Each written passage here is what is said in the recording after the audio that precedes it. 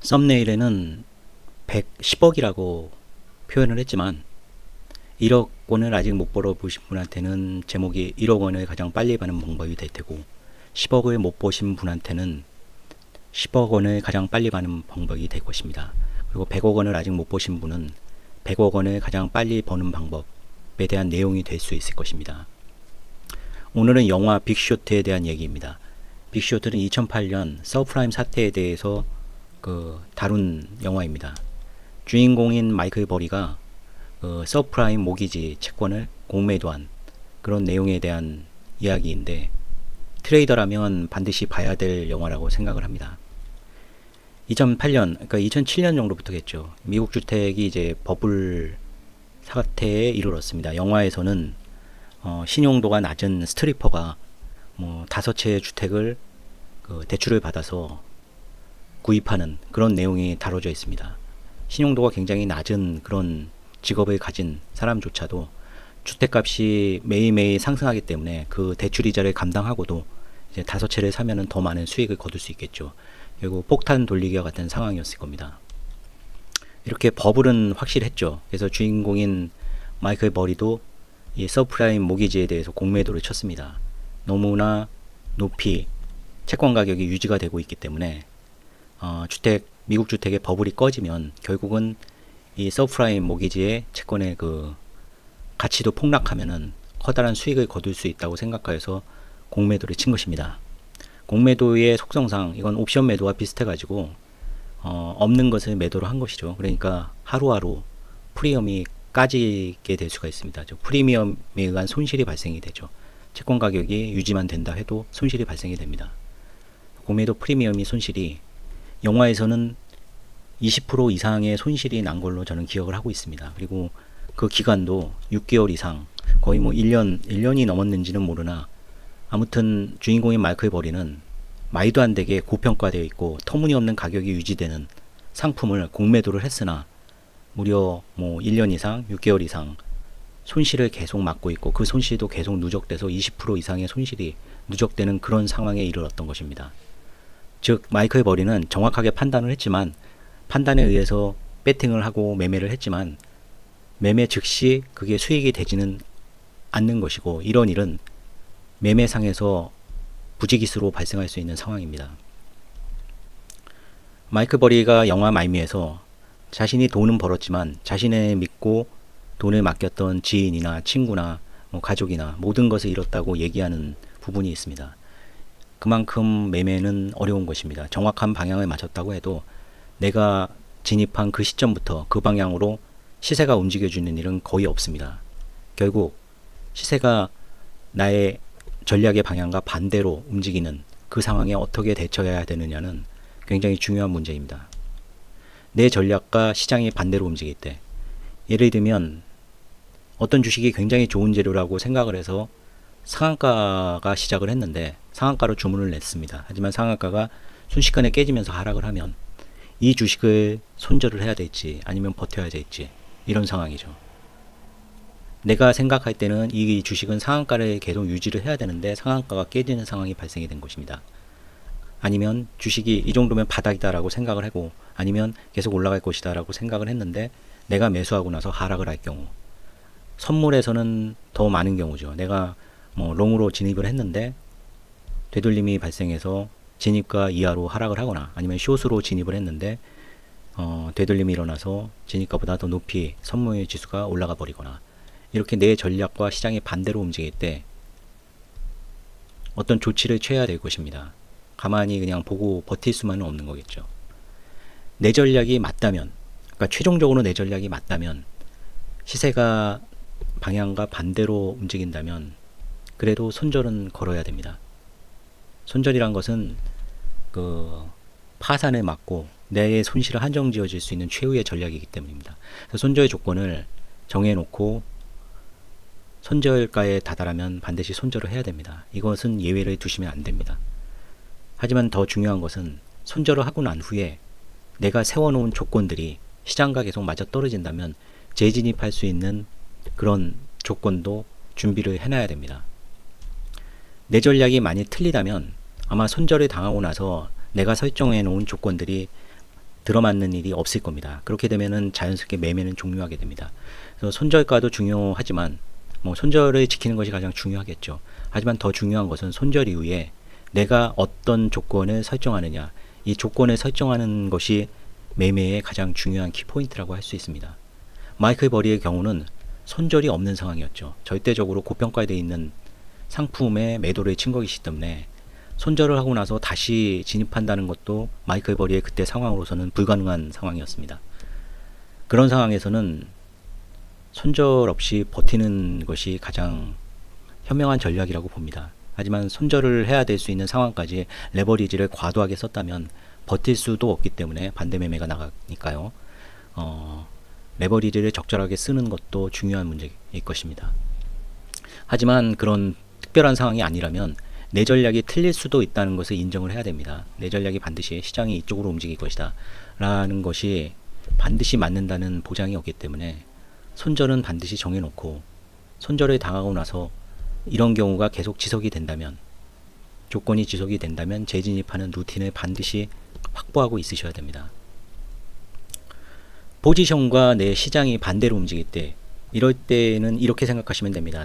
내가 생각하는 것이 맞습니다. 하지만 그러니까 내가 운전을 하고 있는데 1차선 도로를 이제 쭉 달리고 있는데 반대 차선에서 8톤 덤프트럭이 오다가 중앙선을 넘어서 제 차를 향해서 돌진을 하고 있습니다.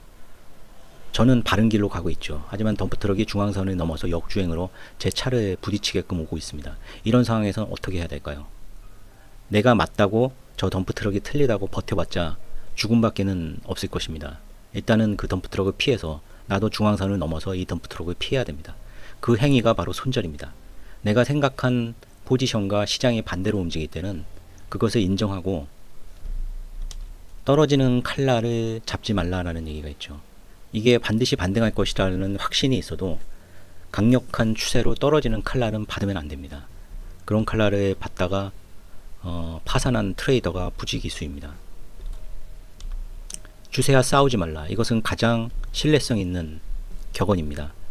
비록 내 생각이 맞고 뭐 30분 후 내일은 내가 생각하는 방향으로 시장이 움직일 수 있어도 당장 시장이 예를 들면 하락을 하고 있다면은 그 하락에 맞서서 롱 포지션을 잡거나 하면 안 된다는 얘기입니다. 포지션과 시장이 반대로 움직일 때 첫 번째로 중요한 것은 되돌림을 인정하는 것입니다. 상한가가 깨질 때 겁에 질려서 이제 매도하는 수가 있습니다.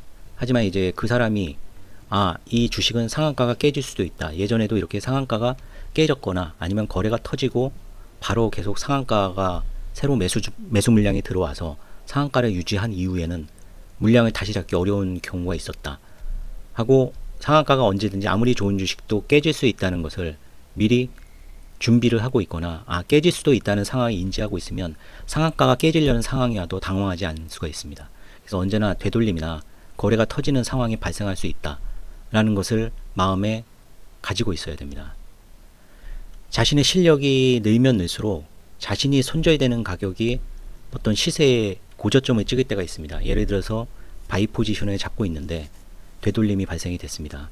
근데 바이 포지션을 손절에 걸어놓은 가격을 딱 찍고 나서 그 시점부터 반등해서 시장이 롱으로 올라가는 경우가 있습니다. 거꾸로 숏 포지션을 했을 때도 되돌림에 의해서 올라가다가 고점을 찍고 하락하는 경우가 있습니다.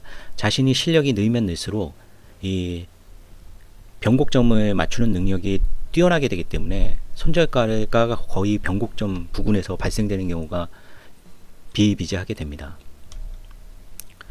이런 상황을 극복하기 위해서는 손절을 당하면 누구든지 멘탈이 나가게 됩니다. 이미 손실이 확정이 됐고 내가 다른 매매를 하지 않는 한 저 손실은 복구할 수 있는 방법이 없습니다.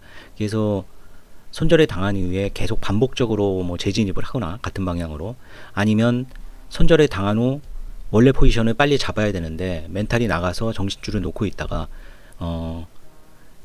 매수 포지션을 손절을 당한 후에 손절 당하자마자 급반등이 일어나서 재진입을 못하고, 이런 상황을 피할 수 있게 정신줄을 잡고 멘탈을 꼭 잡고 있으셔야 됩니다. 손절이 되고 나면 누구든지 자신감도 상실되고 합리적인 판단을 못하게 되는 경우도 있기 때문에 손절이 되고 난 이후에 내가 어떤 행동을 취할지에 대한 그런 행동 요령에 대해서 명확하게 준비를 해 놓으셔야 됩니다. 즉 손절후에 재진입 전략을 반드시 세워 놓으셔야 된다는 겁니다. 하이트론 같은 경우입니다. 하이트론이 육상을 쳤지만 첫 번째 상한가에도 무려 39만 8천 주가 나왔습니다. 그냥 지나고 나면은 좀 말도 안 되죠. 왜 이 사람들은 육상이나 치는 주식을 첫 번째 상한가 같이 때 팔았을까? 이때는 굉장히 매수 잔량도 많고 쉽게 깨질 상황도 아니었습니다. 주식이나 선물이나 모든 것들이 내 생각과 같은 수준으로 하는 것이 아닙니다. 그러니까 이렇게 39만 주를 파는 사람들은 뭐 하루 만에 30%가 올랐기 때문에, 아니면 이 하이트론이란 주식이 워낙 장기간 동안 지지부진했던 주식이라 한 번 상한가 친 거에 감사해서 땡큐다 하고 팔았을 수가 있습니다. 그러니까 비전문가거나 아니면 너무 긴 시간 동안에 하락에 지쳐서 첫 상한가에 파는 것이죠. 그러니까 나는 도저히 이 주식을 꼭 사고 싶은 상황이지만 이 상황에서도 파는 사람이 반드시 존재하는 것입니다. 그러니까 내 생각과 다르게 행동하는, 나는 매수를 하고 싶지만 매도를 하고 싶어하는 다른 투자자들도 있다는 것을 언제나 마음에 새기고 계셔야 됩니다. 차이 커뮤니케이션도 마찬가지입니다. 뭐 계속 하락을 하니까 이제 시가에 샀다가 손절하신 분들도 있고, 이 시가에 아무튼 20%를 하락을 했기 때문에 13,600원까지 하락을 했죠. 차이 커뮤니케이션이 좋은 주식이라고 생각해서 시가에 사신 분들도 20%까지 하락을 했으면 손절을 안 하고는 버티지 못했을 것입니다. 아니면 예를 들어서 시가에 샀는데 마이너스 15% 아니면 마이너스 10% 정도의 손절을 당했다. 하지만 이 주식에 대한 확신이 있다면 재진입을 준비를 하고 있어야 됩니다. 뭐 여러 가지 재진입 전략이 있겠죠. 뭐 20%까지 빠졌으니까 10% 상승하면, 아니면 이 가장 이 VI에 의해 걸린 상태이기 때문에 VI 가격을 이전의 가격을 회복하는 순간 재진입한다든가, 이런 식의 재진입 전략이 있어야지, 내가 이 주식이 좋다고 그 시가에 매수를 했는데 20%까지 빠지는 상황에서 손절을 하고 나서 그냥 멘탈이 나가가지고 아무런 어떤 행동도 못 한다면은 결국 매매를 한 의미가 없을 겁니다. 좋은 종목을 골라내고도 뭐 손실만 기록하고 나오게 되겠죠. 이건 선물의 상황입니다. 이제 셀 포지션으로 들어갔다고 하면은 이 중간에 굉장히 큰 반등이 일어났죠. 350.8포인트에서 355포인트까지 올라갔으니까 무려 4.2포인트가 되돌림이 발생이 됐습니다. 셀로 들어갔던 분들도 여기서 이제 손절을 했거나 아니면 이익을 실현하고 나왔겠죠. 하지만 이런 선물 차트에서 아까 말씀드린 유지 조건이란 것이 이 호가 잔량과 외국인 선물, 그리고 외국인의 거래소 물량입니다. 보시면은 이렇게 반등을 했지만 호가 잔량은 이제 제로 이하죠. 마이너스 한 4,000, 마이너스 3,500 정도 되고, 뭐 거래소는 계속 지속적으로 그 외국인 거래소는 순매도가 늘어나고 있는 상황이었죠. 외국인 선물도 지속적으로 늘어나는 상황에서 조금 반등을 했습니다. 이런 상황은 유지 조건, 그러니까 셀의 유지 조건이죠. 셀의 유지 조건이 계속 유지되는 시장 상황이라고 보셔야 됩니다. 그래서 뭐 이 주식을 셀로 계속 들고 있기는 어려울 겁니다. 왜냐하면 4.2포인트나 반등했기 때문에 일단 중간에서 그 숏 포지션을 청산하고 나와야 되지만 다시 숏이 들어갈 준비를 하셔야 된다는 겁니다. 그 이유는 아까 말씀드린 대신 호가 잔량, 외국인 거래소, 외국인 선물, 이것들이 계속 유지가 되고 있기 때문입니다. 아까 말씀드렸던 355포인트가 이 차트의 여기입니다. 355포인트에서 무려 324.6포인트까지 하락을 했습니다. 여기서 숏 포지션을 처음에 잡았다가도 이 강력한 4.2포인트의 그 되돌림 때문에 숏 포지션에 청산한 사람은 겨우 요만큼의 어떤 수익밖에 못 거뒀을 겁니다. 하지만 지속적으로 이 유지 조건들이 계속 지속적으로 이 하향세를 유지하고 마지막에는 이제 거의 그 바이 포지션에 대해서 손절 물량이 쏟아지면서 급락을 하기 시작했죠. 이렇게 어떤 포지션 좋은 오늘 시장이 숏일 것이다 하고 중간에 바이로 털렸다고 해도 매매를 종결하시면 안 되고, 내가 생각한 유지 조건들이 유지가 되는 상황이라면 계속 숏 포지션으로 매매를 하셔야 된다는 얘기입니다. 그러니까 이날은 이제 9월 26일, 이때 상황이 전일 이제 민주당이 그 금투세에 대해서 유예한다는 의견보다 조금 금투시 유예를 좀 더 검토를 해봐야 의견을 정리할 수 있다, 뭐 이런 식의 얘기가 나와가지고 과도하게 그 전날인 9월 25일날 하락을 한 상황입니다. 그 다음날 새벽에 이제 마이크론이 어닝 서프라이즈가 나면서 그 전에 골드만삭스나 이런 데서 반도체가 겨울이 온다, 반도체의 앞으로의 경기를 굉장히 안 좋게 생각을 해서 한국 시장에서는 삼성전자나 SK 하이닉스 같은 종목이 급락을 한 상황이었습니다. 그러니까 전일 좀 정치적인 이유로 하락을 했고, 그런데 우리 한국장이 열리기 전에 미국의 반도체 그 메모리 쪽 업체가 어닝 서프라이즈가 나면서 그런 어떤 미래에 대한 불안한 보고서에 대한 그 우려를 일축시켜버린 서프라이즈가 났습니다. 그렇다면 당연히 이날 시장은 상승을 하겠죠. 하지만 나는 상승한다고 생각해도 이게 하락으로 갈 수도 있는 겁니다. 그러면은 어떤 조건을 만들어 놔야 되는데, 선물로 보면은 가장 큰 세 가지가 호가전량과 외국인의 거래소, 외국인의 선물입니다. 왜냐하면 최근에 한국장의 하락을 외국인이 주도적으로 이끌었기 때문입니다. 9월 26일 날 상황을 보면 갭상승을 한 이후에 선물 지수가 지지부진합니다.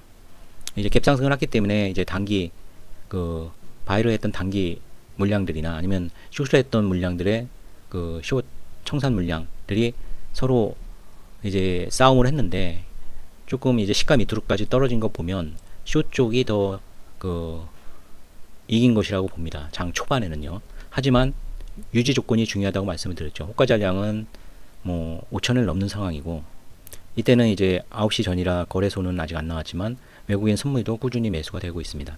저는 외국인이 거래소에서 그 전에 계속 거래소에서 순매도를 한 상황이었기 때문에, 외국인이 계속 순매도를 한 상황이 시장의 하락을 이끌었기 때문에 순매수로 전환되는 것이 굉장히 중요한 어떤 키포인트라고 생각을 했습니다. 순매수로 전환이 됐죠. 9월 26일 장 초반에부터 순매수로 전환이 됐습니다. 그래서 이날 장은 초반에 약간의 조정을 되돌림이 일어난 거죠. 그래서 오늘 장이 예를 들면 그러니까 9월 26일 날 장이 상승으로 될 것이다 하고 롱 포지션을 잡았다가도 시가 밑으로 떨어지면 손절을 할 수도 있을 것입니다.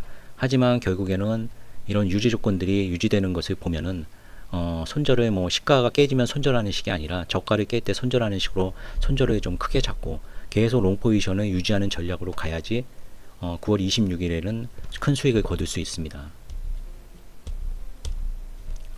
그래서 9월 26일 날에 어떤 선물의 수익입니다. 한 4억에서 5억 정도 수익이 난 것 같습니다.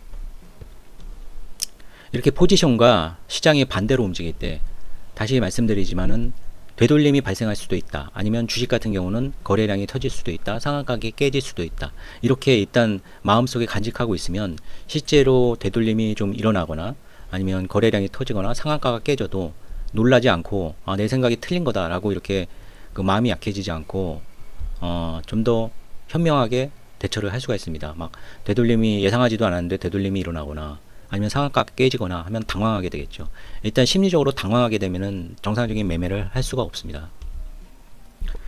자신이 시장에 대한 확신이 크다면 물론 초보자는 이게 위험하겠죠. 확신이 잘못된 방향으로 확신이 크면 엄청나게 손실이 크게 날 수도 있기 때문에, 하지만 어느 정도 자신의 실력에 자신이 있고 확신이 있다면 손절은 크게 거는 것이 정답입니다. 왜냐하면 작은 되돌림은 언제라도 일어날 수 있기 때문에 그런 그 발생 가능한 되돌림을 극복하기 위해서는 손절을 크게 하는 수밖에 없습니다. 손절을 작게 하면은 아주 작은 되돌림이나 뭐 거래량이 조금만 늘어도 그냥 청산을 해버릴 수 있는 그런 소심한 매매를 할 수밖에 없습니다. 그리고 아까 말씀드린 것 같이 선물이라면은 이제 포지션 유지 조건이죠. 그 상황에서 이런 상황이 유지되면 나는 이 포지션을 유지할 것이다. 이런 유지 조건이 확정적으로 있어야 됩니다. 아까 말씀드린 조건은 뭐 호가 전량이나 아니면 계속 매도해왔던 외국인 거래소 순매수 순매도 조건이나 아니면 외국인 선물, 이런 조건들이 유지가 되면서 되돌림이 일어난다면 굳이 포지션을 정리할 필요는 없습니다. 하지만 그런 상황에서도 굉장히 크게라도 손절이라는 것은 분명히 존재를 해야죠. 어떤 상황이 시장이 펼쳐질 수 알 수 없는 거기 때문에 내 포지션의 손실을 막아줄 수 있는 최종 마지막 한도는 손절이다라고 생각하셔야 됩니다.